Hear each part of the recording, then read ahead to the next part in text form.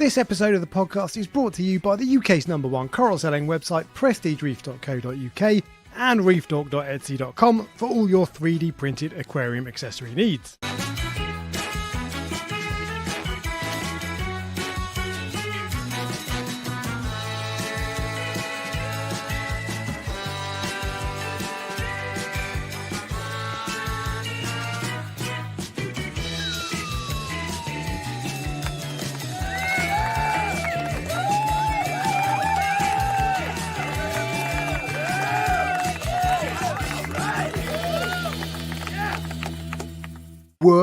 What's up, Spotify? Hello, everybody. Hello, YouTube. Welcome to the Prestige Reef Dork Show. We are talking about the 5 best. I've wanted to do this for ages, by the way. Today is the 5 best reef tanks on the internet, and this is in 2025 because we did this before, 10 best. And I think actually it was 20 because you picked a load and I picked a load. Yes. And I've just over the last few months I've been thinking I should do another one because they're wicked. And I've been spotting every time I spot a really nice tank, I save it. So that's what we're doing today. And in fact, thinking about it, there's a couple more I've just thought of, but I'm going to do a video on them. So, yeah, but that's what we're doing tonight. I like how you didn't ask, because you sent me a message. Alex always sends me a message saying either no homework for the live stream or homework for the live stream. So we're doing the 5 best reef tanks, and you told me no homework, which means you didn't trust my opinion last time. No. It was great having more. I just didn't want you to have to. I prefer it when you don't have to put any effort in, basically. I don't want this to take up your time. Me too. Yeah, exactly. Yeah. So every now and then you need to do something, but for the most part, I don't want you to have to spend hours thinking about it because it's on your mind, isn't it? So trust and I've me, been doing this. I don't spend hours thinking about anything. But you can't just 5 minutes before go, right, let's have a look. I've been spotting these tanks for ages, a couple of months now, 3 or 4 months maybe. But so we're going to talk about that. Before we talk about that, we're going to talk about the last 7 days of fish keeping. I'll let you go first. You want me to go first? I'll let you go first. So I still, because my fish are in quarantine and the quarantine tank is full, no space for anything else. I can't really do anything.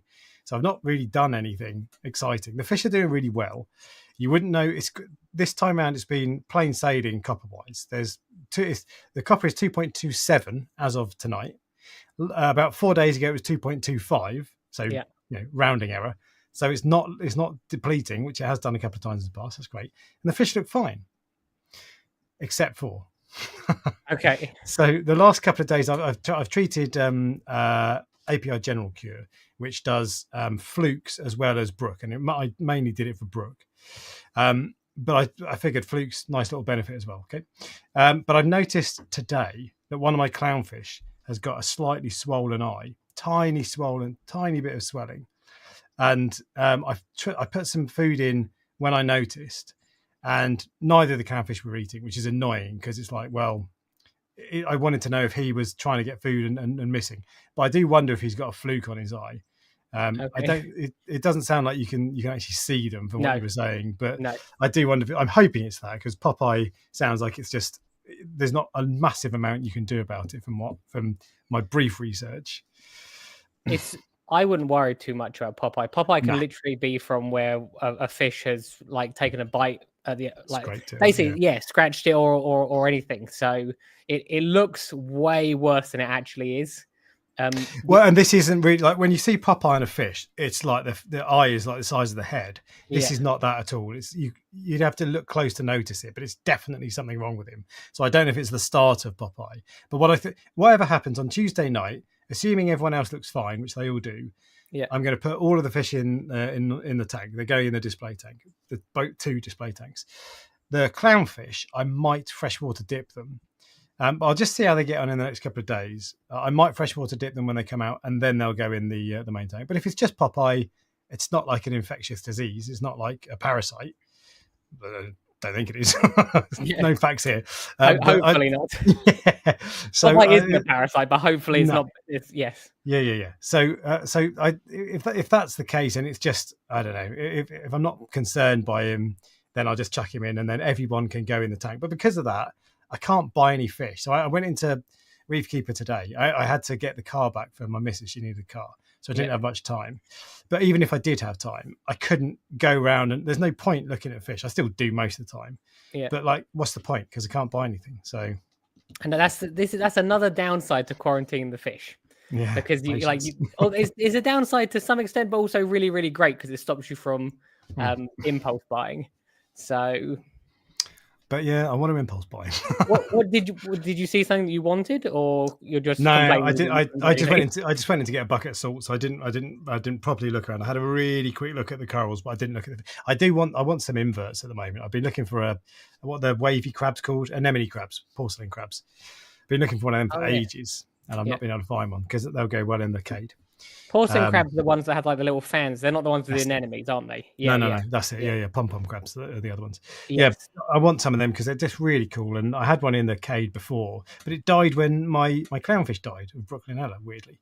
And my two cleaner shrimp died. No idea why. Yeah, that could have been to do with the rust, though, couldn't it? I don't think so.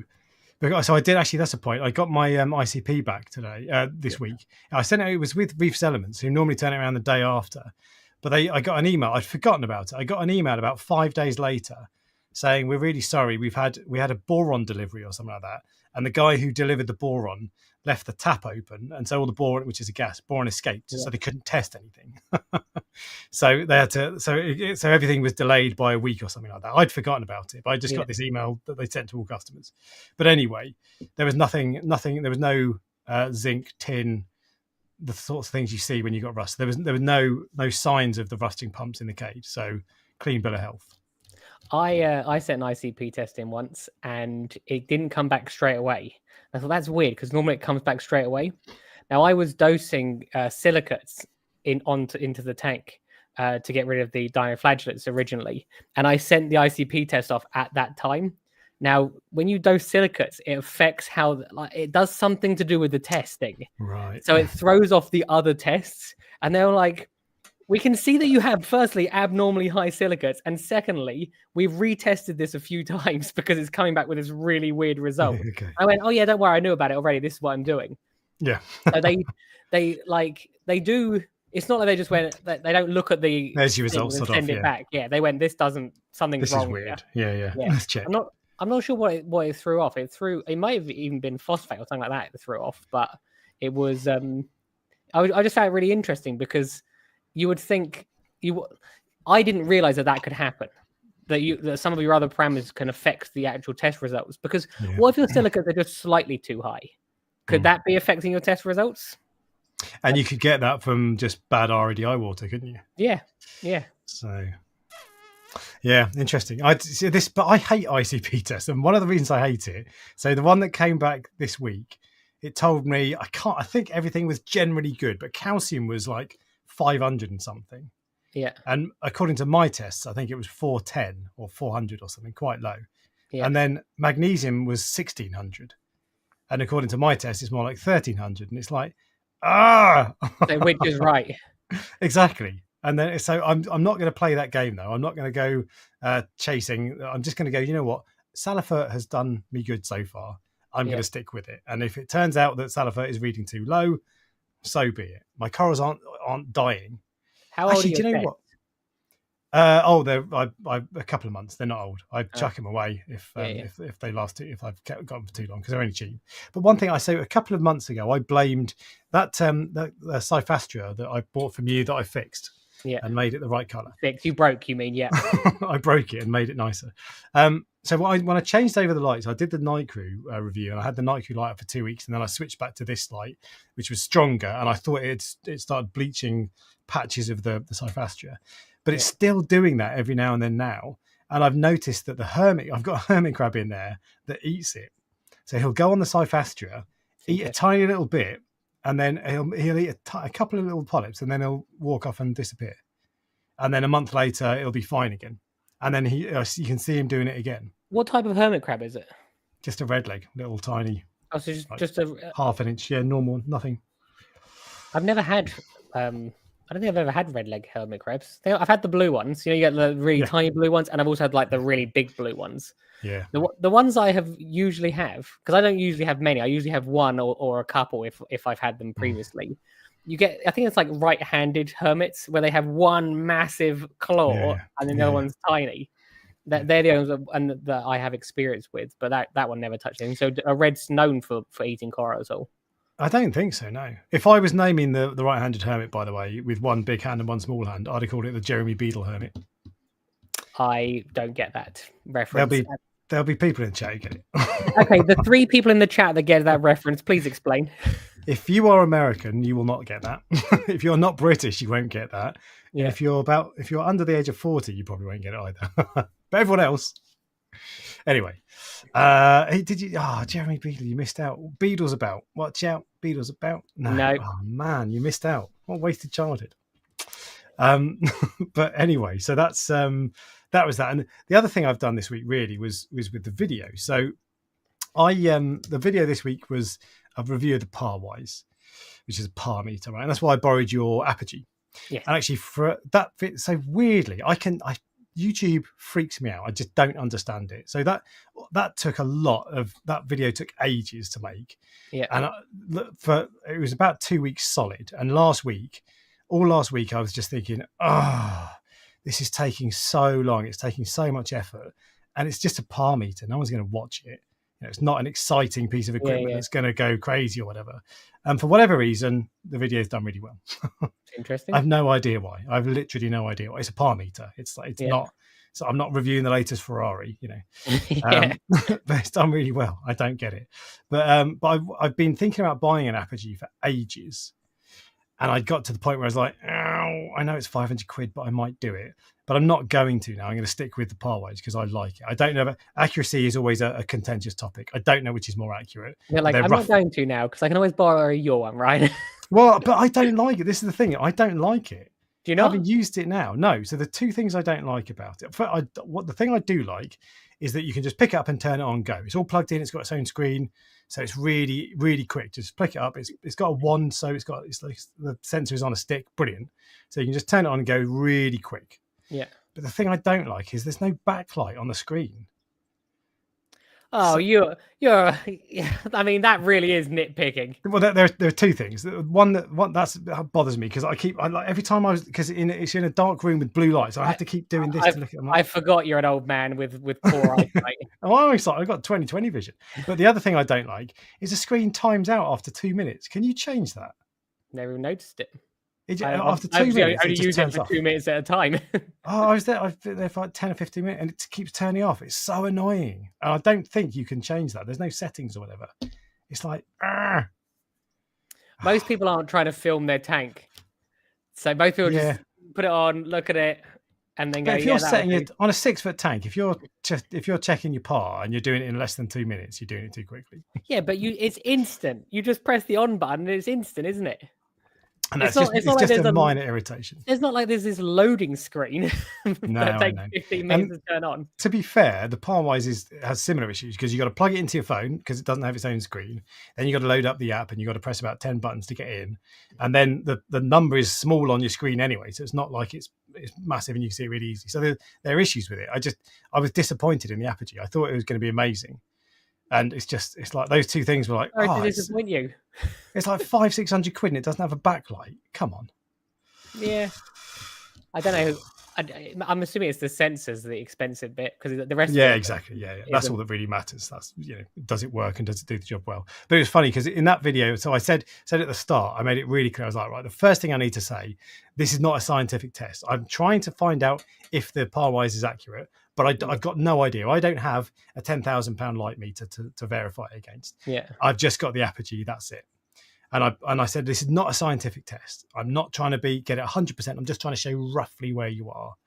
And the reason I said that is because anytime you make a video when you're testing something or any kind of comparison or experiment or whatever, someone's always got something to say about your methodology and like, you're doing it wrong. Yeah. And I was like, look, this is not like what Randy at BRS used to do, where he spends hours mapping out the par with everything in the exact same place. I'm not trying to do that.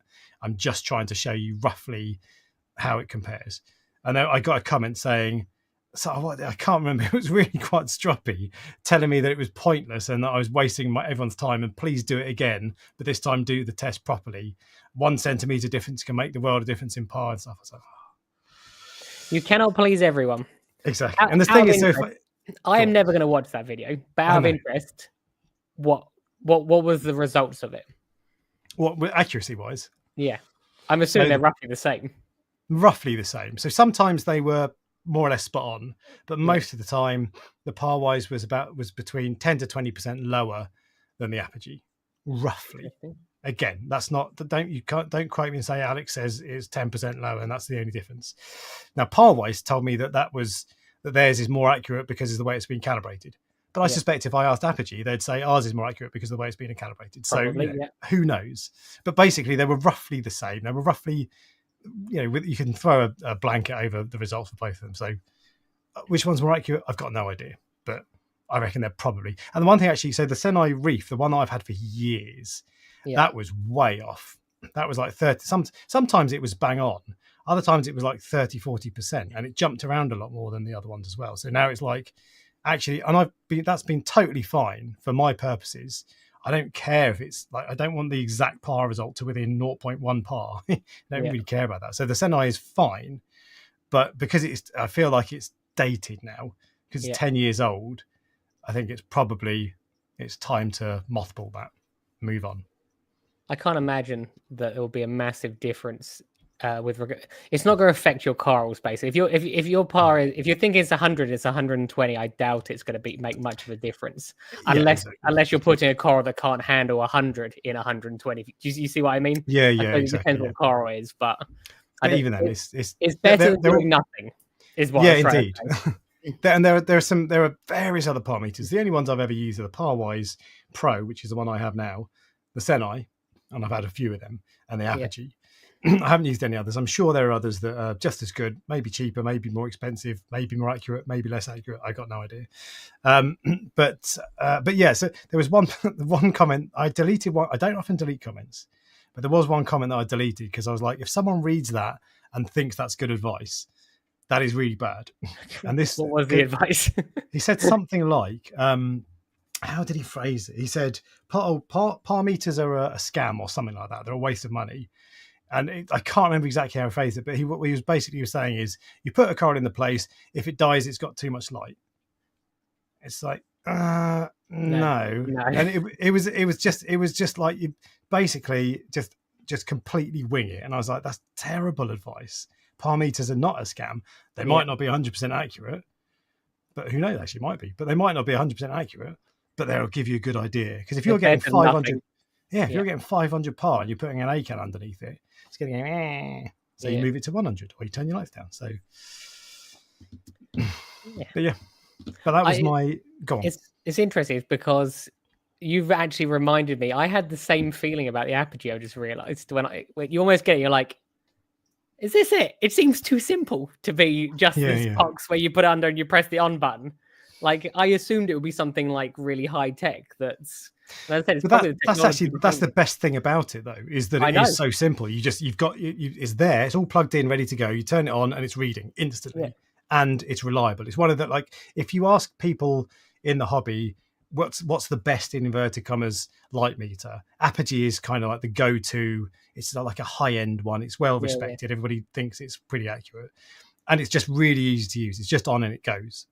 So I do like that, I'd say. Yeah. It's funny when people borrow it from me, they go, "Oh, you're going to show me how to use it?" I went, "Oh, it's easy. You just press on." Turn it on. Exactly. Yeah. I didn't show you, did I? When I gave it to you, I didn't show you how to use it. I just went, turn it on. You'll be fine. And I did, and it was. Did you use it outside at all? No.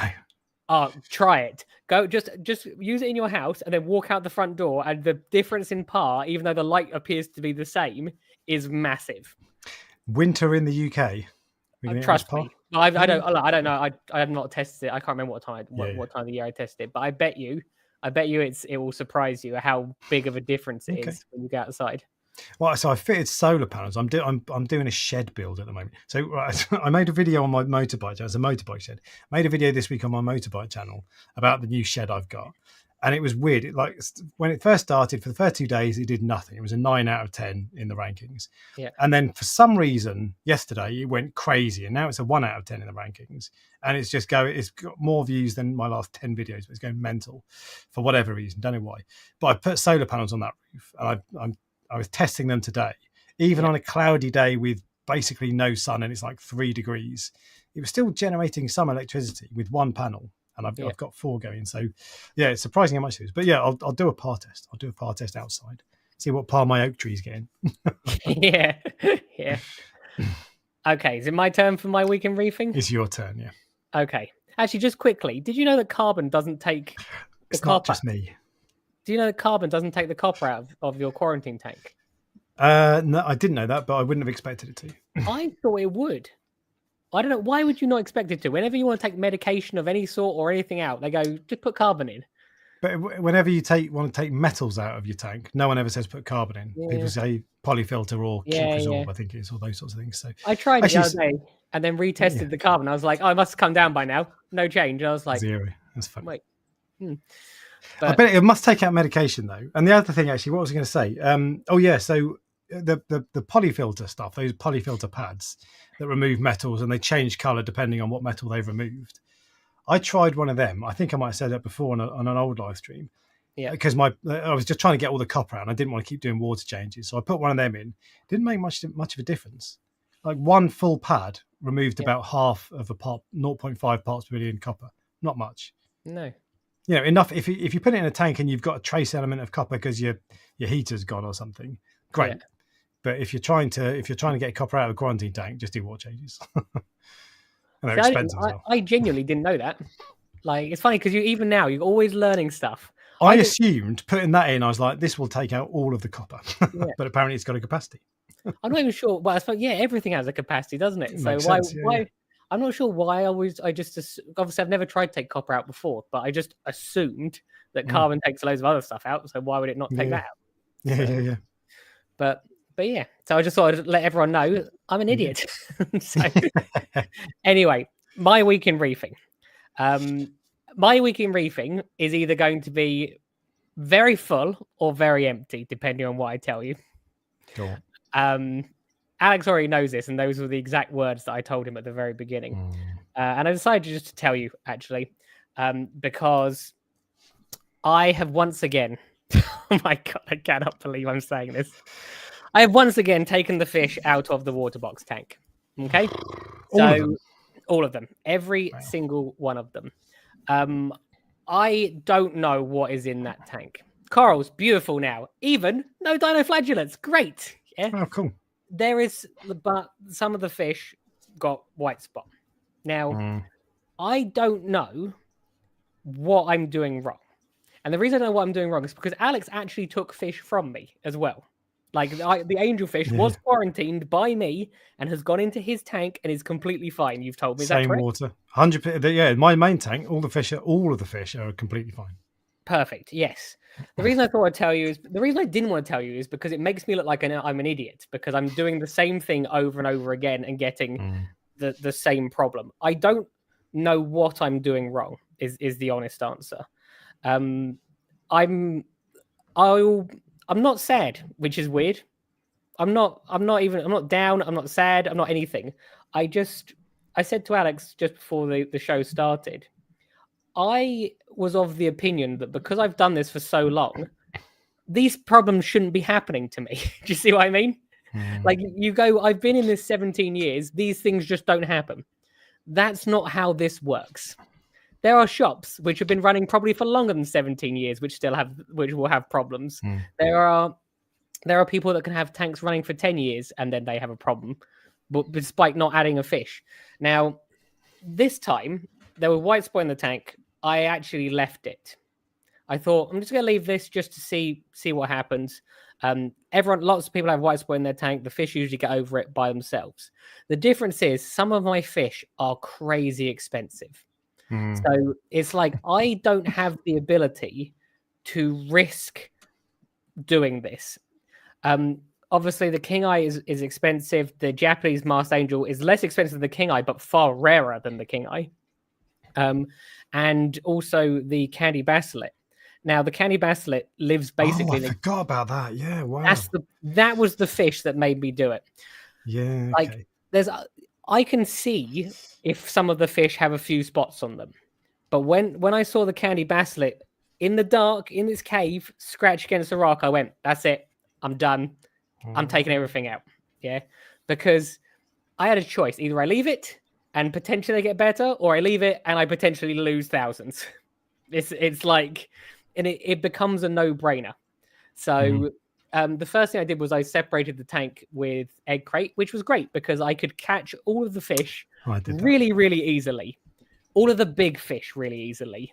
Then it comes down to the small fish, and basically there was zero chance I was ever going to catch any of them without literally taking all the rocks apart. So that's exactly what I did. And I have accepted it. I'm not, as I said, I'm not sad. I don't want any sympathy. There's no sympathy or anything. I just can't work out how, like, I am properly quarantining these fish, as far as I know. I have left the tank fallow for a long time. 3 months? I can't remember. It was ages ago, but yeah, it would have been exactly what Humblefish said, if not longer, slightly. I'm actually at the stage where I'm starting to go, is there a fish in the weir? You're like, you know, like when a fish will jump into the weir box or something, and you don't realize it's there for ages. Yeah. Something is keeping this going. I have UV on there, which I actually have 2 UV sterilizers. I think both of them are 25 watts. I think that's what they are. Not stopping it, but it's just one of those things where I hate that this has happened because I have to publicly tell people I'm an idiot because I'm doing it wrong. But what I'm doing wrong, I cannot work it out. And that's it. So I haven't lost anything, which is great. I don't even particularly like care that they're like that there's an issue. You know, when you go, "Oh, I'm defeated now. This is really annoying." It hasn't affected me in that way. I just go, "Look, this is what I need to do. I'm going to do it." It's more of the fact that I don't know. This particular strain of white spot is not very deadly. It doesn't kill things really, really quickly. They can have it for weeks without any issue. But what it does seem to do is be able to, it's like it can survive a nuclear bomb, basically, because you just cannot get rid of it. So that's it. That's most of my week in reefing. And do you know what disappointed me the most? The thing that affected me the most was I had to take my rock work down, and I actually really liked how it was. So have you not put it back the same way? Once you spend like probably 6 hours taking apart a tank as you're carefully trying not to take it apart, you then go, you know what? I've had enough now. I'm not doing it. And I did it 3 days ago, and I've still left it like the same. I will put it back, and I'm going to look at previous videos and see which rocks. The rocks are sort of roughly in separate areas, so I know which rocks go in which area. But it's going to be like a puzzle trying to. You can move a rock and put it back into the same position. It doesn't quite fit where it was before sometimes. So, but I'm not going to talk about it every week on the live stream. I've had enough of talking about it on the live stream. But you should send Humblefish a message and set out and just as a private message or whatever, and just say, "Look, mate, could you help me out? What the hell is going on here? What am I doing wrong?" As I said, I don't know. I know, but he might. If anyone's going to know or can help.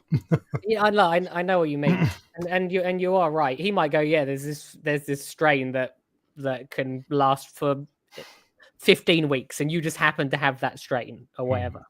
But essentially, what happened was the white spot was definitely in the tank. It wasn't in the quarantine system because the powder blue tank, which is like a magnet for it, was completely fine in quarantine for weeks and weeks and weeks, and then went into the tank and probably within 7 days had it. Now, they get mucus plugs on them, which look like white spot, but is not white spot. And so I thought possibly that, because it was a very small fish. Actually, that doesn't make sense because the mucus plug would appear bigger, probably potentially on a small fish. I don't know if they're the same size on every fish or not. There's a message: are you contaminating the tools, water chain? Nothing. No, nothing gets transferred or anything like that. The only thing I thought of, people say that it can travel through air. I don't know if that's true. I think it's like 6 feet or something, and your tanks are miles apart. But then, well, they're above each other essentially. In fact, they are directly above each other, but they would have to come down the stairs if you see what I mean. Exactly. I'd have to go through walls and stuff. Yeah. I was just thinking there's something I was just thinking of. I can't remember what it was. Oh, anyway, carry on. It'll come. Yeah, but people are asking in the chat. Yeah, I have different feeding. I don't use the same pots for the fish food. No nets, no algae scrapers. Nothing is transferred between one tank and another. Like I even like that with regards to the coral farm, where different things are being used in different systems. So I definitely wouldn't be like messing around with regards to the quarantine tank upstairs and the one downstairs and the tank downstairs. I just don't know. But as I said, the reason I tell people is because, and I said this to one of my customers today, I said, I know why people leave this hobby because you can be in this, you can have a good start of this hobby and you can be in it for a lifetime. And you can have a bad start to this hobby and you can leave within six months. And if you have a problem like this, you'll leave within 6 months. I have considered properly stripping the entire thing down. Like literally filling it with RO water, drain it down, leaving it to dry to see if that will work. But I don't know. The only thing I would do, and the only thing I think is worth saying, because you're going to figure out yourself, whatever. The only thing I would do is I would get rid of that powder blue. Yeah, I don't know if that's what's causing it, but that is the one. That's the one thing that if you're telling me all these things, I'm thinking, I don't really know that you're not doing anything wrong, except the powder blue. Not that it's wrong, but they are. I know. Aren't they? I know what you're saying, but I have a powder blue already in the coral farm. It's fine. I've had it for probably 8 years now. I do think that Steve said maybe all the chemicals and stuff are stressing out. I do believe that actually is making them more susceptible. I really, really do believe the fish are weaker after going through quarantine. Medicated with like copper and stuff. Yeah. It's obviously there would have been a big stressor event when they all went in because the king eye was introduced to the marstone fish, which to be fair were fine. It was actually the male and female which were fighting each other, and then the dwarf angels obviously were unfriendly with each other. So it would have been a stressor event. But if white spot's not in there, it doesn't matter if it's a stressor event. If you see what I mean. So it's obviously in there somewhere. I don't know, but as I said, I think once I decide I'm going to do something, that's it. I'm like, just is what it is. This is just the process I'm going to have to go through again. People are going to think, I don't know what I'm doing or whatever. And to some extent in this situation, I don't know what I'm doing because whatever I'm doing is not working. But as I said, the main thing is that the fish are healthy, happy, and alive. And with regards to the powder blue, when I got the powder blue, it had white spot. When I got it, I put it in copper. The white spot goes away, which, as far as I'm concerned, means it's cured. Then you put it into the tank, and it comes back.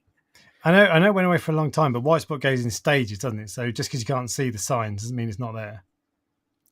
My theory is that the very, very, very either there's a fish in there, because the other thing I'm worried about now is that I had mollies in that tank. They were in the sump. And I just wonder, like, have they bred? Because mollies are known for breeding. Babies. Yeah. And if there are babies in there, it'll be just as much of a problem. That's true. Now, interestingly, not a single one of the mollies in any of the systems has bred that I've noticed. Okay. Not one. I don't know if when they go into, like, when you're converting them from fresh water into salt water, if that works or not. But as in if they still breed. Supposedly they can, but not my ones for whatever reason.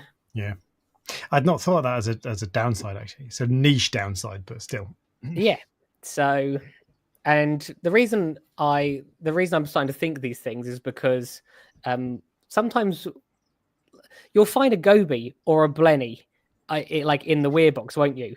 Or you'll find, or the clownfish has jumped over the weir. And there'll be a fish that you haven't seen for 6 months because it hides all the time, and then suddenly it's like, oh my god! I just wonder if that's what's keeping, that's what keeps the white spot going. If you see what I mean. Have you got a red torch? No.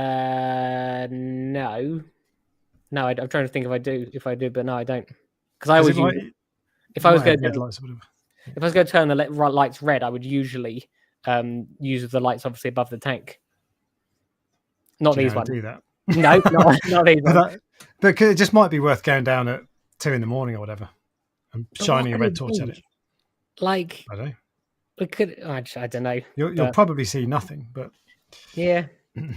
As I said, I don't know, but there's something in that tank which is like, it's like a cockroach. You cannot kill it.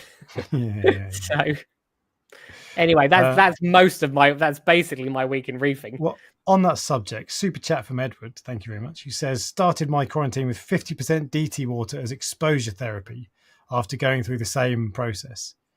And I get why you do that, but that to me feels counterintuitive because the point of quarantine is it's sterile.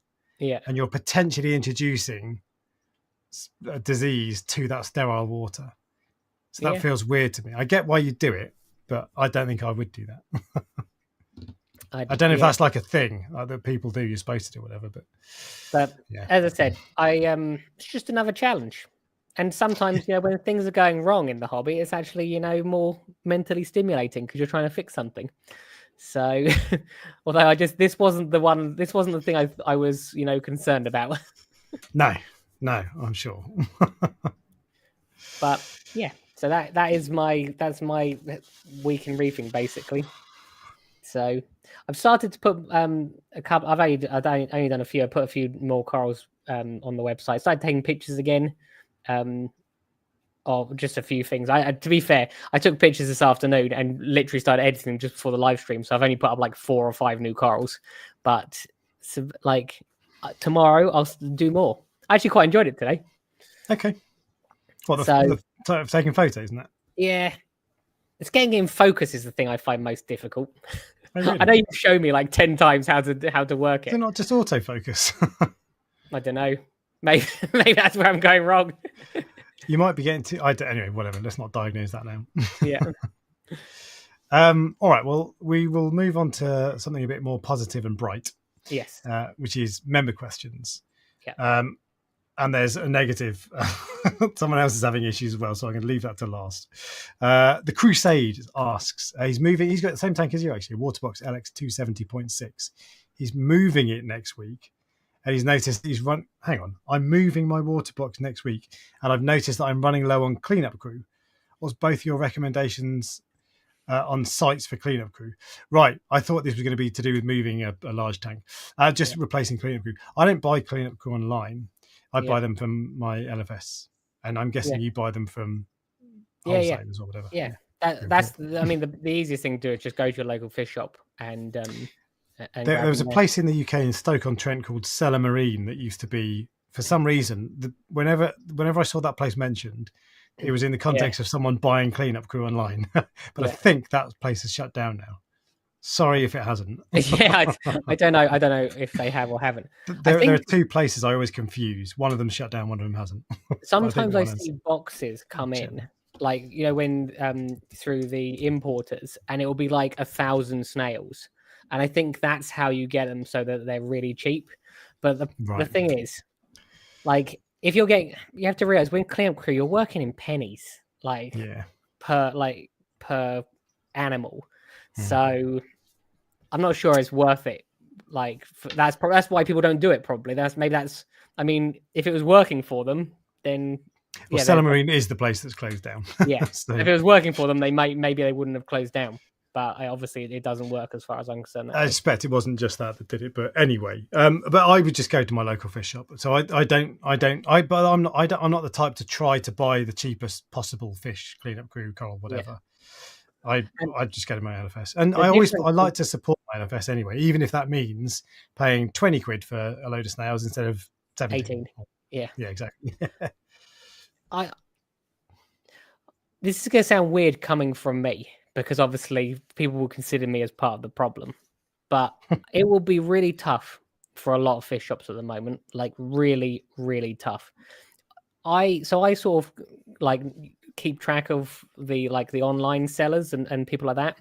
And more people are doing it now. More and more, like just people that are just selling from their tanks. And I thought to myself, that that will be impacting. That will, and it's interesting. The other thing that's interesting, people try to do it, realize that they like try to do it as a company, realizes it's nowhere near as easy as they thought it was going to be, and then you see them disappear after a year or 6 months or whatever. But I've definitely noticed more and more like small people popping up that I've never heard of before than ever before. So I think I see a fair amount of that, but I don't go looking. I don't buy much online, to be honest. But I do every now and then. If I go on eBay, I notice half a dozen sellers who've got loads of corals. Yeah. With that I've never heard of, like new names or whatever. But I don't know. I think you have to build the easy part, because it's probably people who are really good at growing corals, and they're like, "Oh my god, I can grow corals really well. I might as well sell them." Yeah. And then it turns out that the hard part is selling them. If you thought growing corals was hard, try selling them for a living. Yeah, especially selling them remotely as well. There's a lot of trust that people have in me, which I never forget that. Well, look, you might disagree, because obviously you buy from lots of people, don't you? Usually, so maybe you just have to trust people these days. They're going to send you something. No, I think you need to. This is particularly with online. Yeah. You need to build. If there's a vendor online that I've never heard of, I'm far less likely to buy from them than someone I have and I've dealt with. Because you've got to build up trust. And I mean, is it just a chop shop? Do they, are they, are there photographers? Are their photos accurate? Yeah. Most of the time, not. No, there's all sorts of things. You just got no idea. Whereas if it's a reputable place that's been going for years, happy days. Prestige Reef, for example, the UK's #1 coral selling website. I know I can trust it. I try my best, because I always think like, I don't want a customer for a day. I want for one sale. I want a customer long term, if you see what I mean. But that, again, that's not. This wasn't about me. I want to reaffirm what you've said with regards to. I was going to say earlier when you said, "Oh yeah, I go to my local fish shop and I buy my salt there," and I thought to myself, I used to just get salt sent to me, because salt's 25 kilos. It's a pain in the arse to drag it from the fish shop out into the car park, and the postman will deliver it right to my door. But the fact that you doing that you just said that stood out to me, that you are practicing what you preach. I try to do that as often. Obviously, I do buy stuff online, of course, but with salt in particular, I prefer. You can get it online, and it's easy. You don't have to lug it around. But I prefer to go in and get it. And I've known I was going to replace it last week, so I had time to do it. But I always prefer to, if I can buy something online, if I can spend £100 with a shop, I'd rather give it to my local fish shop than an online vendor. That doesn't mean there are times when I want to support online vendors as well, but most of the time I want to support my local fish shop. This is going to sound weird. My life is actually my free life. Like your free time is worse. The fact I don't go to fish shops anymore. I used to love it, and so the fact you go in to buy salt, you have a reason to go in. So you go and buy your salt, and then you might come across something. You go, oh, I really like that coral. You take that, or you go, oh, look at that fish. I'll take that. Or there's something that is, as I said, it's weird that I'm saying this, because I know that I would be considered part of the problem. Yeah. I know that. Yeah. It sounds contradictory. Interestingly enough, I think it was either Practical Fish Keeping or Reef Builders actually put an article out saying, just so you know, the online coral sellers are not the problem. They seem to point to Amazon as the problem with regards to like the dry goods. I don't know. It's probably a combination of all different things. But it was my life is definitely less. I'm not describing this well for the fact that I don't do that anymore. And the reason I don't do that anymore is because I don't sort of need to, if you see what I mean. But that's the other thing. I like going to my local fish shop as well. Yeah. This isn't just me being kind to everybody. I'm getting something out because I like going there. It was great fun for me. But for me, if I want to go to a good fish shop, there's one about 45 minutes away. But other than that, and that's one isolated one by itself. Other than that, I've got to travel at least probably an hour and a half to get to a good fish shop.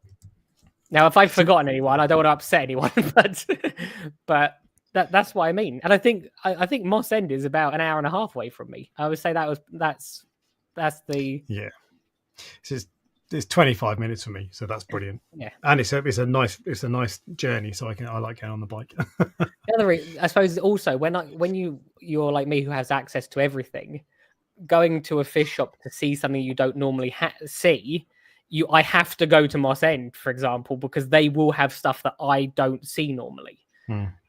So maybe that's the other reason that I don't have that experience anymore, because you go into a shop and most things are basically like the same sort of stuff that I can get, and then every so often, like some of the really, really high, like well-known shops get something special in.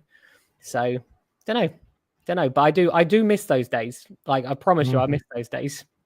So do it. As I know, no, I know. Are you so busy on Saturday that you can't spend a day just doing the rounds? Yeah, but that's what I mean. Where are the rounds? I need to come out with you. Okay. We've been talking about this for about 5 years, mate. I'll drive to your house, because then I feel like I've done like it's like an hour and 20 minutes, and then we can do you can take me around, and it doesn't feel like it's like 5 hours of driving. Yeah, so, no, I'm totally. There's a few. Yeah. We'll do it.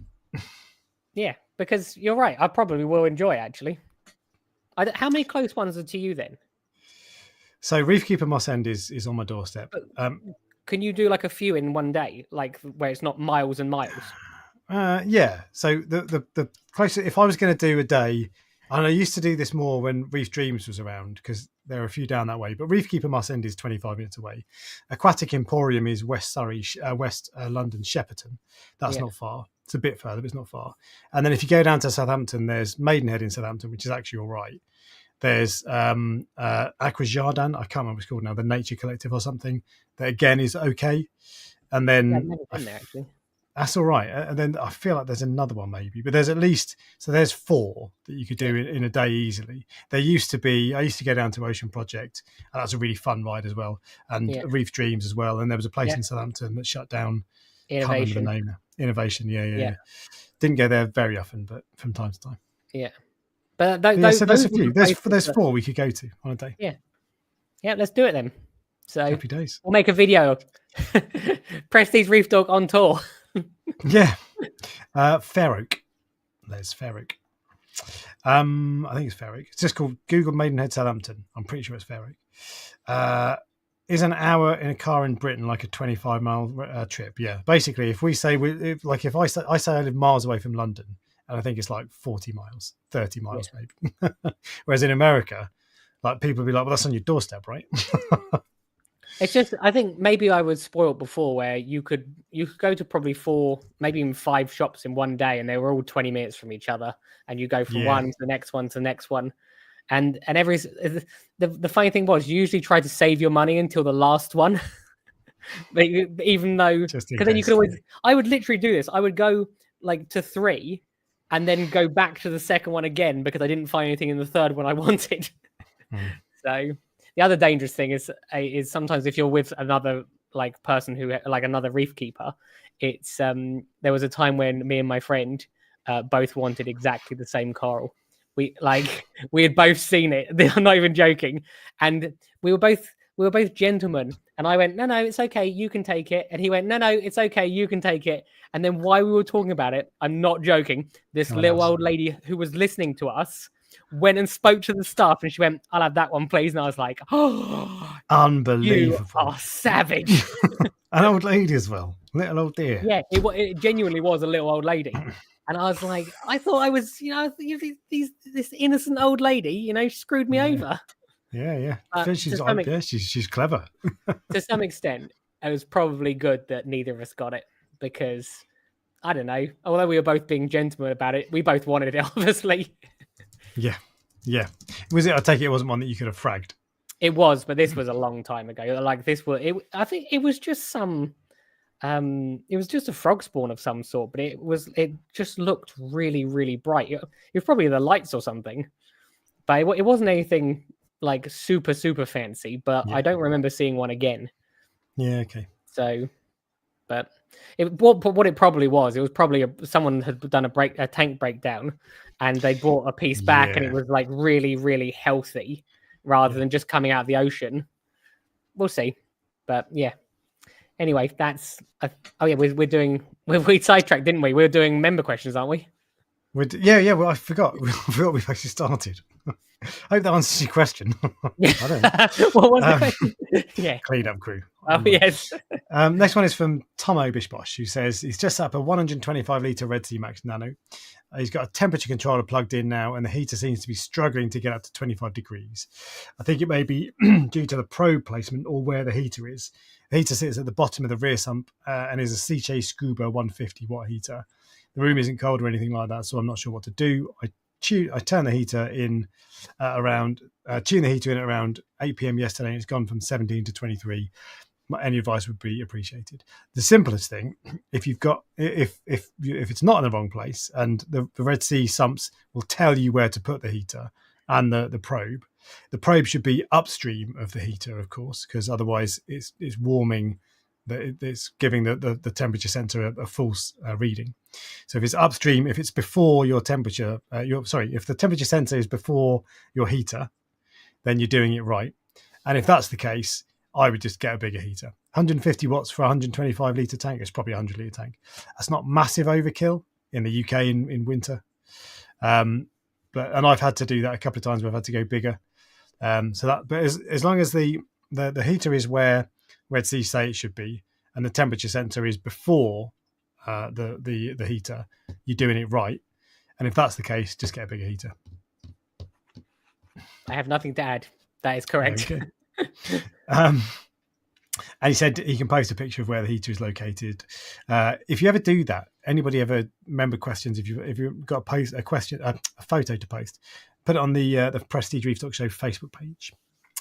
But I think that's the answer anyway. I just get a bigger heater. If heaters are struggling, get a big one.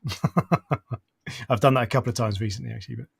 But and the next one is from Muse, who says, "Hi guys, one of my Antheas has a swollen eye. It's popping out quite badly. I read some mixed info online about quarantine, yes or no, and the negatives of added stress. Any experience with this or other tips?" And this was sounds like the best thing to do with that is you need a photo, right? So find a good forum, ideally something like Reef to Reef, or there are some good Facebook groups. Not all Facebook groups are brilliant for advice, certainly for this sort of thing, because it's quite niche. But a good forum Humblefish is probably the best place. Post a photo of it so people can see it. Because if it's Popeye, and if it's an Antheas with a big swollen eye, then it might well be Popeye. It sounds like it. Then there are certain things you can do, and I've put a thread for the Humblefish. If you Google Popeye Humblefish, it just says, I read it quickly, and it says you can dose Epsom salts, which I think is what you use to make your own magnesium. But anyway, you can dose Epsom salts, but apparently it's not, I think there's not a massive amount you can do. But post a photo on a forum to get a proper identification, and then follow what Humblefish says. We should get him on at some point. Next week. Yeah. Ask him all my questions. I keep meaning, that's not a bad idea. I keep meaning to get Parker's Reef on. I talked to him a couple of months ago, and I just said, if you fancy coming on, we'll do it. And he was up for it. And I just haven't got around to doing it. But I'll message him and we'll get him on, because he's good fun. Those are the end of the member questions. He says, refreshing the page to ensure that no one has added a last-minute member question. Right. What's next? Oh, do we have a fish of the week? We do have a fish of the week. Does it have a pun name? It doesn't have a pun, I'm afraid. The fish Rachel. of the week was picked by Rachel this week. Every so often I like to subcontract out the job to give it to someone else. Interestingly enough, so I was going to ask her to pick a different fish, because this is one of the fish that people sort of just pick, like, just because it's, you'll understand what I mean when I say it. Well, it's a peppermint angelfish, which is the one she picked. And the reason I thought it's one of those fish is because people go, oh, it's 30 grand or whatever, so this is a special fish, and that's the reason I picked it. I wanted to ask you the question. If that fish I know what you're going to ask. If that fish was £5 and as common as a humbug damselfish, would you buy it? Hang on a second. I've just realised that my screen isn't sharing. Yes, I would. 100%. I think that's a stunning fish.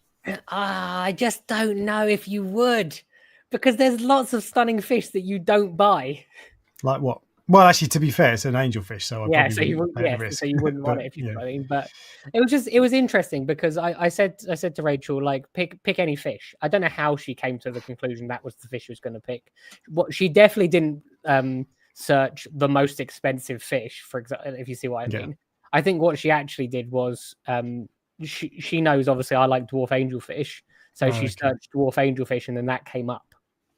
But yeah, I've always been of the opinion that it is a bit. It's nice, but there's way nicer fish than that fish. I think a regal angel is nicer than that. To be fair, 100%. Both an adult and a juvenile regal angel are nicer than that. That's nice because it's rare, and I think it's legitimately that has cool colours, red and white stripes, and that's a Saints fish. Come on, you Saints! So it's got red and white stripes, so it supports Southampton, which is the best football team, which looks cool. It's got an orange band over its eye, which also looks cool, and it's a little dwarf angel. Who don't like dwarf angels? As I said, I like dwarf angels, but there's other dwarf angels which I think are nicer than that one. I even prefer a lemon peel angel to that. I think. See, this is what I mean. Yeah. So it's like people go, "Oh, peppermint angel, that's crazy! Oh, it's amazing!" Like I wish I could have one of those, but is it the price and the rarity? The price and the rarity, because you never get them. I've never seen one of those in 10 years in any fish shop in the UK. I would argue a flame angel, which is similar, is nicer coloration than that. Yeah. It has blue on it. It's red. It's got the stripes. It's reef safe. It doesn't cost. It's not reef safe. Come on. Well, semi reef safe. It doesn't cost 30 grand. Yeah. It's apparently they're meant to be really hard to keep. Look. Yeah. You have to be careful with fish like this because there's no, like, who can you? I've heard they're really hard to keep. I believe. So what's his name? My mate Polo's had a few. Yes, and they don't last long because they're very deep water, I think. So I don't know if that means that they're cold or they don't like the light or whatever. So I'm doing a poll on the flame angel thing because I agree. I think flame angels are prettier, but I'd be interested to see if everybody thinks the same or. This is based purely on its looks. Which the question I've asked is which do you prefer? Yeah, you have to take out the rarity or the price just purely on its looks.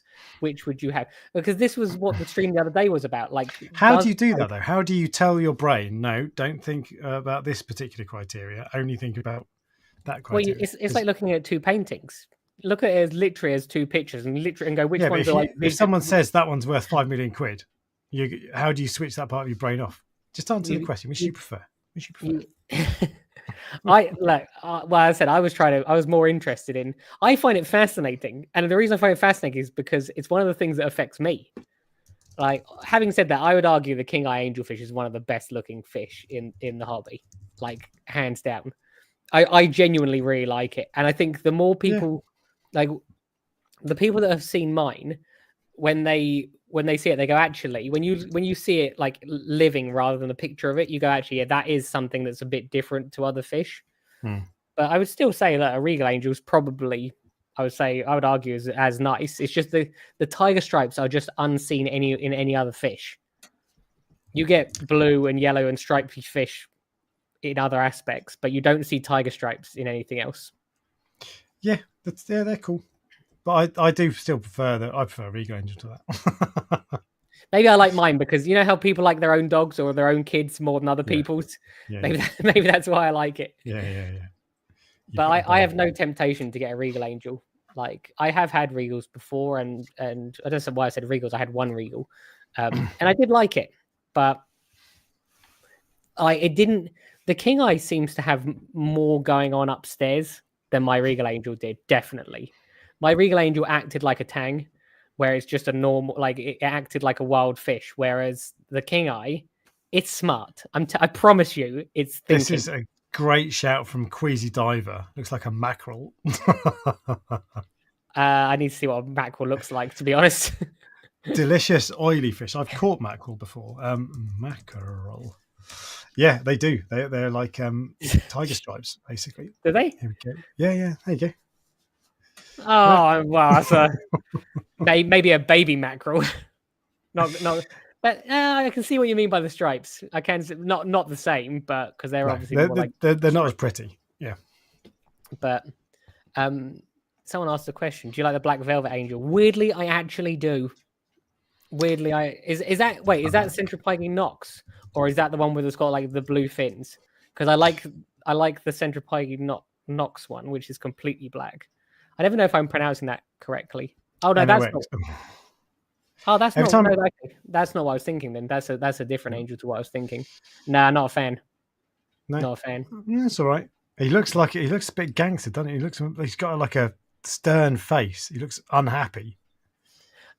Griff's angels they're like a weird angelfish that for some reason I like, but I don't see. No one else would understand why I like them. I'm going to end the angelfish poll. 64% of people prefer a flame angel to a peppermint angel. I love it when I get data proving my point. Yeah.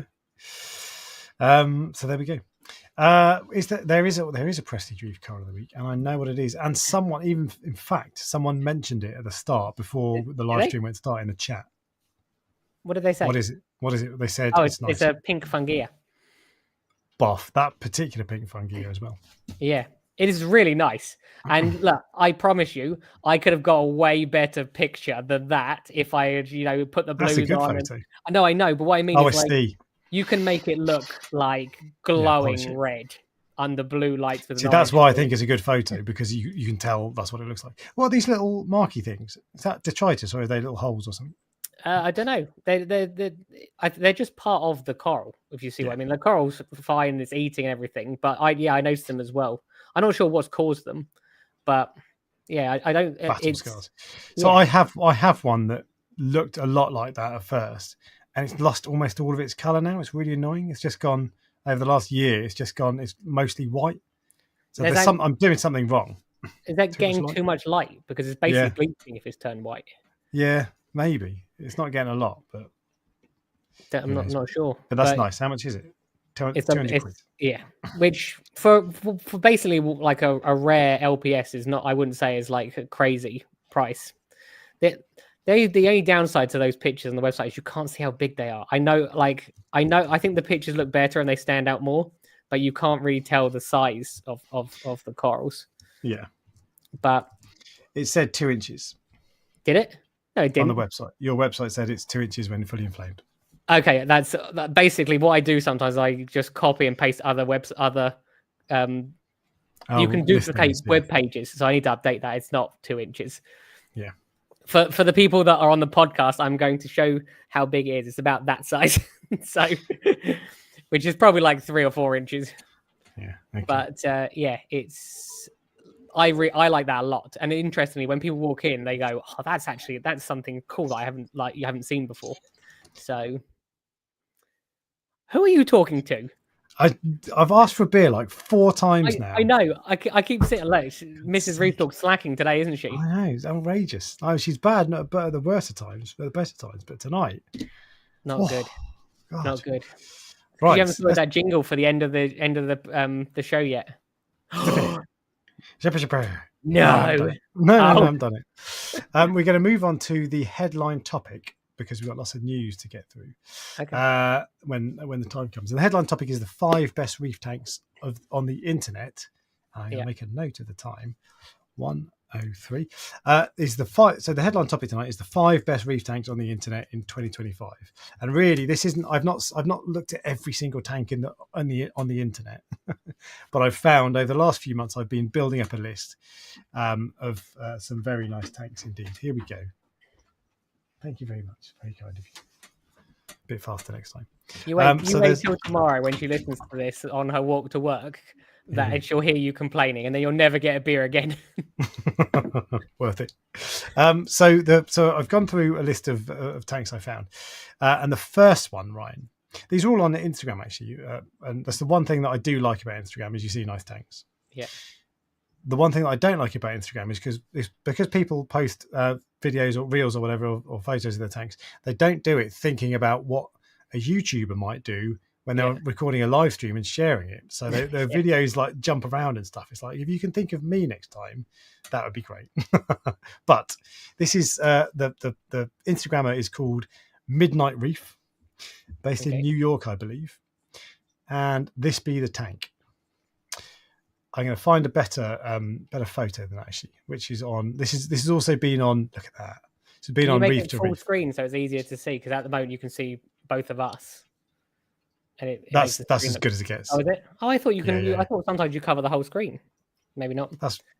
I've only done 81 of these. Is that better? Slightly. Better. There we go. But yeah, so this is the tank. It's I don't know, 6 feet. The size of that gonny, that's enormous. This is 2.5 years old at this point, by the way. Proper mixed reef, zoas everywhere, acros, SPS grown out massively. I don't know what that is actually. Bubble coral maybe. Loads of LPS and torches, gonnies, proper grown out. Really, this is a kind of reef that in a couple of years' time is just going to be chaos because there's just coral everywhere. Yeah. But that is like a perfect snapshot for me of a really healthy, thriving reef, packed full of fish, tons of fish in there. I've just noticed, is that a pair of? No, that's a blonde naso tank. I thought it was a pair of powder blues here. An Achilles tank, very nice. A couple of pyramid butterflies, a Bellis angel, Antheas, Chromis. I'm going to shock you now. You don't like it? I don't like it. Really? Why not? It's like I don't want to upset this person. They're probably not listening. Too late. It looks like a mass of coral, like one big mass. Remember, like the old days when it was just like a wall of coral. That's what it looks like. I feel like we have progressed further than that. Oh, now. Burn! So I think it's wicked. I'm not saying it's not a nice tank. I'm just saying that it's not to your taste. It's not to my taste. Yeah, it looks like where lots of stuff have all sort of been thrown all over the place. Oh God, Ryan! Look, we each our own. It's not unusual for us to disagree with each other, is it? This is true. So he's got mangroves in his sump. Look, there will be lots of people, including myself, at the moment. If my tank looked like that, it would be amazing. People aspire to be like that. What I'm saying is, you set the bar pretty high when you said the 5 best reef tanks on the internet. Yeah. Okay. You sound disappointed. No, no. I'm distracted. I'm trying to look at the next tank, and it's really annoying because again, the person who's done this on Instagram hasn't thought about me when uploading all the reels. What the hell, you know? Yeah. All right. Well, we'll move on, and I think this is better. I think this is a really nice one actually, and you might have heard of this one. This is Mara's Reef. Okay, this one this has that wow factor. This for me is the best tank. This is the best acro tank I've ever seen. This is enormous. The acros, there's billions of acros in there. The colours are beautiful. They're really healthy. They're all a good size. This is an amazing tank. Really impressed with this tank. Love it. Yeah. It's the coloration and the contrasting colours of this tank is what makes it stand out above like others. A million bright colours. Look at that. That's amazing. That's incredible. I also like that it's floating because it's not just the wall of corals if it's floating. Yeah, that's true. Yeah. I've not even noticed that actually. There's a video. So this is again Yorkshire Reefer didn't think about me when he was making this video, but I've paused it. And that's a pretty good. That's an amazing scape as well. I love the shape of it. It looks like there's a spaceship in Star Wars or Star Trek or something that's that kind of shape. I can't remember what it's called, but it looks like Star Wars is what I think is what you're talking about. Star Wars, Death Star, Star Destroyer. I can't remember. It's neither of those. Anyway, I'm insulting a load of. It's not a Death Star. That's round. No, yeah. Anyway, Millennium Falcon. I don't know.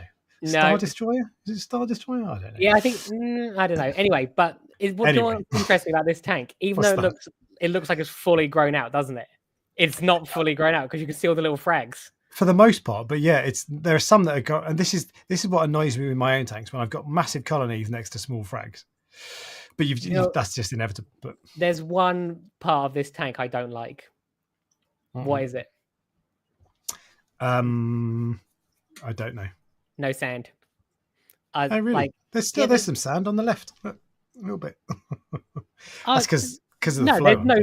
There's no sand in it. And obviously, I understand why they've got no sand. It's because of all acros. That's why the corals are nice. Yeah. But if that's the one thing, if you could put like an inch of sand underneath that, it would like take it to the next. No, I can't take it to the next level because it is amazing. But I mean, you understand what I'm saying? You like the way it looks, but if you had that, your corals wouldn't look as nice because you'd have lower flow and you'd have fish poo built up and all that sort of stuff. But that is to me. I should have done this. I should have put this one last because this is the peak. This is one. Completed it, mate. That's incredible. I absolutely love that. Yeah, and this is when I see a tank like this, it makes me miss acros. And Les says that's so impressive, but I hate it. Why? Les, what the Why? hell? Why? What don't you like about it? It makes me nervous. That's the sort of tank that you spend years building and then collapse overnight. Is that a black tank? I believe she does have a black tank. Okay, I'm going to play, but it's going to skip away to look at the size of that bad boy. That's amazing. I love that tank. I absolutely love that tank. And I would recommend checking out Mara's Reef, Maras Reef on Instagram. And there's a couple of videos on YouTube as well. It's just that's number 3. Number 3 is Unorthodox Reef, and this might be a little bit after the Lord show. I love this tank. I think it's amazing. But now I'm looking at it compared to Mara's Reef. I'm like, oh no. But this is another one. He's got a King Eye Angel, so you'll like that. Yep, true. He's got 4,500 yellow tanks. You'll like that. Okay, yeah. And they're separate. I like the islands. I like the aquascape on this because there's lots of separate islands covered in really well grown out corals that are growing out of the water and all that sort of stuff. And that looks wicked. I like that one probably the most of all the ones you've shown me so far. I think I like that one the most. Yeah. Why do you? I say the aquascape for me and the grown out corals are the big things. What is it about? What do you like it? That would be the closest to what's the sort of tank that I would have myself. So I would never have an all acro tank where like I worry to sleep at night. It's just not for me. Yeah. Whereas that looks like a more achievable tank for most people. I can't see what corals they are. They look like Monty's on the right hand side. There's some acros in there for sure, but they look like a lot more. There's a lot more easier corals. Yeah, I think, and also I quite like that it's white. Like obviously, I'm assuming at night it turns blue, but you don't see tanks that look like that often, and that's what the water box is. The water box is a predominantly white light because I light it for the fish rather than the corals. Even though there's no fish in there at the moment. Oh, hang on. No, that's the news. Don't show that. Right, we'll go back to that. Next up, was that number 3 or number? Oh, no. Sorry, there was another photo. He's also got some awesome fish as well. That's true. I like the angels there. You see the gold flake. Angel. Yeah. Oh, was it gold flake as well? Yeah, there's gold flake. Just you can see. Oh, is that a raw time? No, it's a gem tank. I thought it was a raw time butterfly. I almost had a trouser accident then. I don't know why you like those. There's nothing special about those fish. Well, you wouldn't get one in a reef tank, I'll tell you that much. I think he's got a 6-line wrasse as well. That's cool. I don't know. I know that's not like a rare fish or anything, but you don't see him very often. He's got a Moorish idol. Yeah. I definitely like this one the most, probably also because of the fish choices. A lot of fish, fish, and whiter light as well. Yeah, but this is a tank's crammed full of fish. Just look awesome. They really do. Very impressive. The guy's name is Jason Brown. Again, I would recommend you follow him. This one, I don't know how you'll feel about this one, Ryan. But this is is this? Go on. No, it's just you're like, you're in not in as good mood as usual. so I've been quite critical, haven't I? Yeah, well, this is the thing. Yeah, this is the penultimate one. Then there's one more after this, and this is Reef 3.0 on Instagram. There she be. Oh, that was a nod of approval. The shame is that the picture. Remember, the picture I'm seeing is like quite small on the screen. Yeah. So it's hard to. Again, it looks like a wall of corals, but it might not. That might not be what it actually looks like. That's more floaty to me, I think. Yeah. But just the thing that stood out for me was the bright corals. This looks a little bit more. This looks like it needs to grow out a bit more because the corals they're all healthy and growing. But they're not like the other thing I like about the other tanks is there's just corals everywhere and massive colonies. Yeah. And I think this in a year's time, or maybe even 6 months' time, but a year's time will look like that. Whereas for now, there are a couple of patches that it looks a bit more empty, but just they look so healthy. And he's got really bright. I mean, that's really blue light as well. But look at that for an acro, Walt Disney. Yeah. It's got some serious torches there as well, like in terms of like the size and the flow on them, like how on the left. Yeah. I've got a Holy Grail torch that's just started dying recently. I hate torches. Despise them. Peppermint shrimp again. No, I don't have any peppermint shrimp because of that. Maybe it's your hermit. Yeah, exactly. But yeah, that's a proper nice tank. And there's what else was there? No, that's the same. That's another same thing. He runs Triton method apparently. So there you go. That's those ones, and we're going to move on to the final one. And again, this is another one where he's not thought about YouTubers. Yeah. When he's posted on Instagram, for heaven's sake. So I'm going to time it correctly because it shows at the start and then 2 years later. 2 years later. So this is when it was first. That's it. That was it. That was when it was set up. Okay, I'm glad you told us this is the beginning because if that came up, so a fairly bare scape, and that's the sort of thing. To be fair, if you showed me that scape, yeah, I'd be like, I don't like that. Yeah. But if we wind forward 2 years' time, and this, to be fair, I don't think this will be to everybody's tastes. But if you wind forward 2 years' time, it looks nice. Wind forward, boff. Look at that. Torch much? That is a lot of torches. That is insane torches. It's a shame that you can't just see that bit. I know. And again, think about YouTubers, for heaven's sake. It's almost like he's got every single possible torch you can have. And then one day he went, you know what? I'll have a bit of red Montepora. And it's just grown out of hand in the back corner. So torches. I sometimes torches are fine. Other times I struggle with torches, and they are. I've never seen that many torches that big and healthy, grown out. Like the occasion 1 or 2, yeah, no problem. Seen that before, but 50 torches? Incredible, absolutely incredible. And again, this is you have to turn your head sideways. But that is crazy. That looks like if someone showed you a close-up video of that, you would be forgiven for thinking that was a reef somewhere, a wild reef. I just don't understand the Montepora. Like how has that happened? So this guy is Peter Froe, F-R-O-E. I think he's German. Well, I'm interested in seeing that actually. Like, what's the Instagram? Peter _ Froe, F-R-O-E _ reef. It's just, and this is the thumbnail for the video. It's just that was one of the ones I saw quite early on, and I was like, this is it. It's really interesting that that's why I like doing these, because with the last 3 comments are going, I don't like it.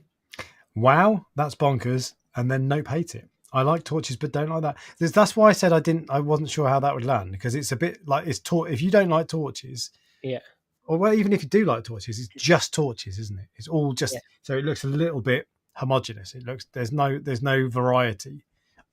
But then, I mean, that I considered covering the entire water box in hammers and frog spawns, just the whole thing.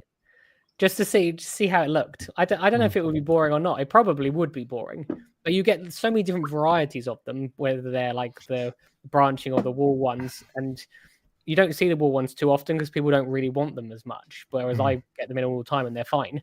So as Steve says, don't do it. There you go. Do you know what you don't? I think if you had an island of that would look cool. Well, I have got an island at the moment of it, like one section. Yeah, I remember actually. Yeah. Which does look cool, and I will add to that. I know what you mean. The one thing that you don't really see that often, people usually group things together. Like, I bet you've done this. I bet all your gonnies are all in the same place, and your torches are all in the same place, and your hammers are all in the same place. Yeah. You don't really see tanks where they're just sort of all over the place. And I think that those all over the place tanks are usually tanks from people that are like at the beginning. And I think as you progress through the hobby, you then want to make everything neat and close together. Well, and also you want to put gonnies together because then they're not going to kill each other, or they're less likely to. That is Although true. At the moment, I've had to move a gonnie away from another gonnie because it's killing it. It's annoying. Oh yeah, they will do that. There are. I definitely think there's like different subspecies of them. So I've got. Go on. I have 2 torches which are currently I've had to separate from each other because one of them is absolutely killing the other. and I'm not sure why. One of the torches I have has got these massive heads. It's not on the website yet. It's just like gold colored, and the other one is just a normal green one with a really small head. And the gold one is killing the green one. And I was like, aren't you guys meant to get along? Maybe they're different subspecies or different types of the gunny. So I've got one gunny in particular in my tank. The two gunnies I've got a red one that's killing a green one, and they look identical. They've got the same length polyps. They look like they've got the same number of lashes, although I haven't counted. Yeah. They look very similar.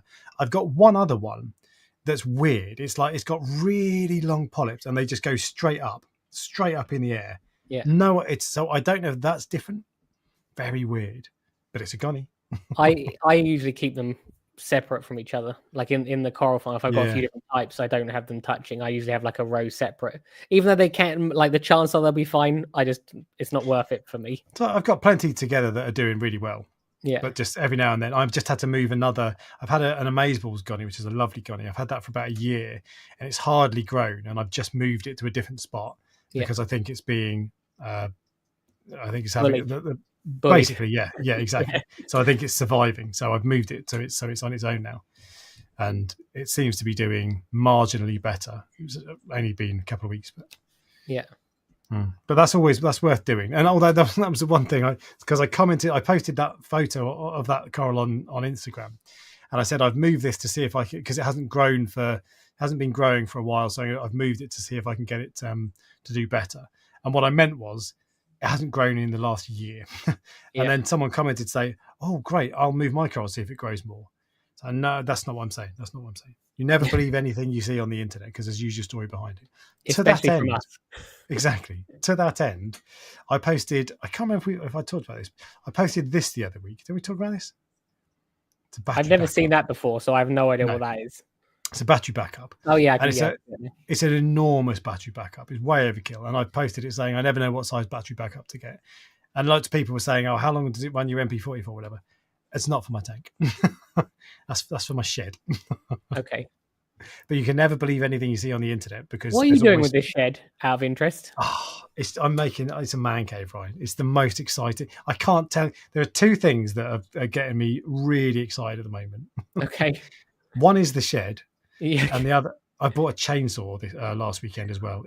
Oh my God, it's the most fun you can have with your clothes on. It's amazing. Okay. Just cutting down trees everywhere. It's brilliant. But yeah, so it's a man cave, right? It's going to be sweet. I see. I'll show you if you're lucky. The Fortress of Solitude. The Fortress of Solitude, exactly. Yeah. But there we go. And someone did ask if there were any honourable mentions. No, there aren't. Because I got to go on. I would like to put forward a tank. I know you won't be able to find it now. It's not on Instagram, but obviously that tank, that massive tank that I filmed, genuinely was the best tank I've ever seen. Christian's tank, which is 5 meters long, so it's not a normal tank. I've just remembered I didn't text Peter, that guy who you messaged me his number. He listens. Don't you worry. Sorry, mate, I forgot. So the last 2 weeks with that bloody video, the par meter video, it took so much time. I just haven't thought about anything else. I haven't messaged him. There's someone else I haven't messaged, and Christian, I want to get to him as well. But anyway, fine. One of these days. But those are the top 5 tanks on the internet in 2025, although Ryan doesn't like some of them. They're your top 5 tanks. My top 5. Yeah, I think they're fantastic. I love them. And there are plenty of other really nice tanks as well, to be fair. But a lot of the tanks, I did try to find more. I was going to make a top 10, but a lot of the tanks we talked about last time, Ed. True. So yeah, I see what you had to find new tanks. Yeah, okay. And there are 2 more that I thought could be included, but I'm going to do a video on them soon. So I'll just show the video instead. It was interesting. So I only saw Mara's tank, I think, probably a month or 2 months ago. Mm-hmm. There must be hundreds of tanks that are of similar quality that people just don't know about. Yeah, totally. I said Christian tank is amazing, and it's not anywhere. The only video, as far as I know, is on my channel. That's it. So think about how many amazing tanks are out there that we just haven't seen yet. Totally. And I'm going to find them, and I'm going to put them on YouTube. Yeah, true. I'd be up for traveling if there's places in Europe as long as it's not like the far reaches of Europe. Yeah. I might not be up for going to Romania, for example. But if there were places in France, Germany, Amsterdam, I'd be up for going to them. So for a nice tank, if it's like a Pico tank with a mushroom in it. Anyway, right. There's nothing else on that. Do you have anything else to say? Do you have any other insults for the people we've seen tonight? Or? No. Okay. In which case, it's time for the news.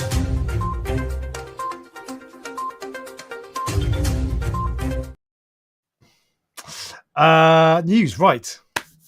Would you like a degree in coral, Ryan? Yeah, come on then. Well, in that case, where can I get one? You want to go to the Coral University. Where's that?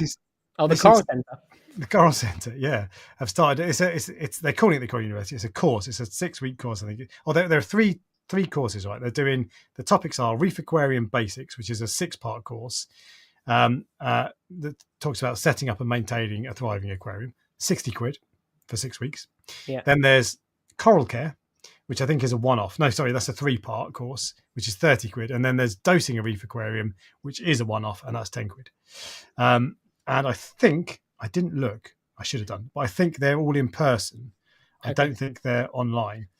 I didn't look. I should have looked. But I think they're all in person. How do you book a course? Let's have a look. No. Where will these take place? Currently, all these courses, they're at the Coral Centre, which is in Fareham. If for the 3 people who are familiar with the south of England. So I think that's really good. I like that a lot. And that's like an evening class, basically. That sounds cool to me. The only thing I don't like, AI art for these. Yeah, I knew you were going to say that. I knew you were going to say it. It's just, anyway. But that's cool. Perfectly nice actual fish that look good in this hobby. The thing is, AI art is the sort of thing that when you create it, when you make something, you think, oh, that looks amazing. But actually it doesn't. It's amazing considering it came out of thin air. Yeah. But a photo, anyway, whatever. But that's really cool. So if you're anywhere near Fareham, which is in the south of Hampshire, and I guess that's aimed at beginners, then you need to go and check it out. I think it's a good idea. I think it's a wicked idea. And you'll meet other people as well. Exactly. Yeah. It brings people together. So just to clarify, like, your Papa AI art was nothing to do with the Coral Centre. I like the owner of the Coral Centre. It was directly AI art. I hate AI and AI art in particular. Yeah. Just God, drives me crazy. There's so many, and like if you're just doing there's so many. It pops up everywhere. If you've just got like a little Instagram page and you want to share it, or you want to create an avatar for your forum or your Facebook, fine, no problem with that. But there are loads of people who use it professionally. Yeah. And it's like, it doesn't look good. And it's not expensive to get a good logo, Anyway, AI art rant over. Coral University is available from the Coral Centre, thecoralcentre.co.uk for more details. Next up is a sanctuary, Ryan. The Marshall Islands. Do you know where the Marshall Islands is? I know is the answer. It's halfway between Australia and Hawaii. I had to look it up. I thought it was French Polynesia way. It is not. It's near the Solomon Islands. Are they right in the middle of nowhere, just by themselves? Okay, yeah. Literally the middle of nowhere. In fact, I'm going to show you. Let me zoom in. I'm sure there's some fish that come from there that are like those. Like, isn't the peppermint angel from there, or is that Solomon Islands? It's from some. Anyway, there's Hawaii on the right, and there's Australia. G'day. That is where the Marshall Islands is. And it's just a load of like these, like what's that called? Lagoon type. That just looks so cool. That must be amazing. It's very remote, basically. Yeah. But yeah, so they've declared a sanctuary, the first ever sanctuary of the Marshall Islands, and it protects two atolls called the Bikar Atoll and the Bokak Atoll, 18,500 square miles. To preserve some of the most pristine ecosystems in the Pacific Ocean, say the islanders, which is wicked. I like that. Deep sea sharks, largest green turtle nesting colony. Does it say what they're trying to protect it from? The only reason I'm asking, because it's such a remote place, I'm assuming it's not tourists. So what are they trying to protect it from? How far is it from the South China Seas? Is it? No, it's miles away. It's miles away. No, I don't know. Fishing. It did say. I think it specifically said fishing. Okay. I don't know, but it's cool. Yeah. However, Ryan, for every piece of good news that you're going to like, there has to be some equipment news. Okay. And Aqua Illumination appear to be bringing out a new light. Appear to be, because I say that because all we've got is this video of them printing a, I don't know, circuit board with a load of LEDs on it, and this looks like a big panel type light. And it just says the caption is "A glimpse of the future. Stay tuned." And then, "Are you ready?" So it looks like there's a large panel style, what they call AI Straton. Yeah. No, ATI Straton style light coming out from Aqua Illumination. I like panel lights. I think that's good. That looks like it might be expensive because it's quite big, and there's, I don't know, there's not a million LEDs, but anyway, I don't have any information on it apart from that's going to be the size of it. I don't know when it's going to come out. I don't know how much it's going to cost. I don't know. But it was worthy of mentioning. Mine, you got through it. Well done. Anything light related, and you're on it, aren't you? Bloody love it. Can't get enough. You should see the lights I've put in my man cave, Ryan. Oh, they're amazing. Next up, the final piece of news is this is a reef meet. And again, so this is every now and then we do niche stories, right? Yeah. This is so I don't live anywhere near this place, so I won't be going. It's in Rochdale. So there will be about 6 people who are anywhere near Rochdale. Hello, people in Rochdale. But for those 6 people, there's an event called We Reef, which is at iReef, which is the shop from Andy, formerly of Radical Reefs. Yeah, I saw that. As I saw they put on an event, and it's great. The more people that get together, the better. 100%. And shops are the people that need to put these on, really, because I can't really. They're the places who can host it. Yeah, I can't really host it. People keep asking me to have a barbecue. I've even got someone who said they will now be the chef of the barbecue. But, really? Yeah, they did. But can you imagine if I had like 100 people here? So you know, the shops do need to. It needs to be the one to host it. Plus, if you do it right, you'll make a load of money.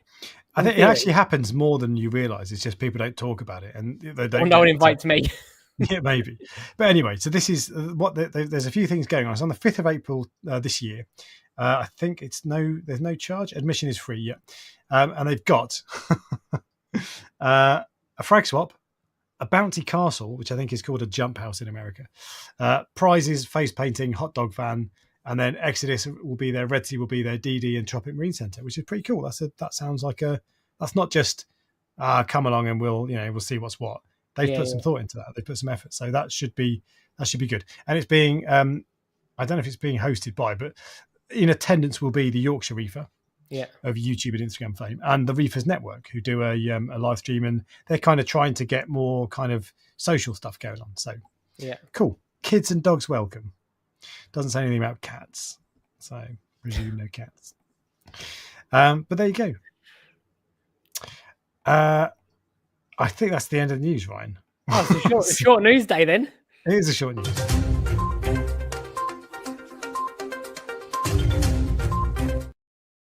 Now, this is awkward because it's an hour and a half, which is I know we hardly ever finish this early. Yeah. And JJ has been a member for 12 months. Says I've been paying for no facts here for 12 months, getting very bad value for money. Dollar per fact. I like Les's one where it says no one invites a vegetarian to a barbecue. That is true. That's true. It's true. You ruin it. Who's the chef? One of my customers. It's not someone that would have been mentioned previously. So although I think I tried to rope Jamie into do it previously. Okay. Yeah. But we'll see. Do you know what the funny thing was? I know this is more very much like just for us talking, but I forgot to tell you. I messaged Jamie the other day, who is Budget Reef Dork, because you look similar. A message that was meant to go to you, basically, because even I get you confused sometimes. Yeah. No, I forgot to tell you. Very good. I don't have an awful lot to tell you, I'm afraid, this week. I have actually put a 20% discount on the website. So if you're in the market for corals at the moment, there is and it's the same as always, which is just discount in capitals and 20. So you can get me busy this week. It actually tells you at the very top of the screen. Maybe it's just on the homepage. Yeah, there you go. Yeah. Just on the homepage. But it's I can't adjust how big that is. It looks so small that sometimes people don't see it. Oh, okay. So, but yes, there is there's 20% off. If you want some insider information, this pink platy gyro is lovely. It is. I think I've got either 4 or 6 pieces left of that. Although some of the pieces I'll be keeping for myself to grow out. Yeah, I also like that yellow. His discount 60 working still. Discount 60, I don't think ever existed. Yeah, well, the people have asked for it. You could just keep trying it. The number discount 21, discount 22 to see. That's a good shout. Yeah, discount 100, discount 120, and then you've got to pay me 20 quid. True. True. By the way, there's someone in the chat I've just noticed as well who popped up earlier. Rochdale is near me, says Michael Aarons. Yeah, he's been here for ages. If you've not noticed, yeah, he's been here for a long time. Okay, fair enough. Well, there you go. So we're likely to finish half an hour early. Yeah. Michael, if you were in the chat, if you were on the stream with us, it'd be a full 2 hours, and we'd so everyone would love it. Just saying. We like to put peer pressure on people on this stream, and it usually works. So we'll see you next week. Exactly. This is going to keep going. You might as well just agree. It's going to keep happening every week. And you're an idiot, he says, which is great because Ryan's an idiot, a self-confessed idiot. So it's 3 idiots. True. I'm not going to deny that. All right. Well, thank you all for joining, guys. I am going to wrap it up early. So it's when it's only an hour and a half. Uploading the podcast is much quicker, so I don't have to go to bed at 1:45. So I like that. So I'm going to wrap it up now. But thank you all for watching. We will be back next week with Michael Aarons of Aarons Game. And we'll see you then. See you later.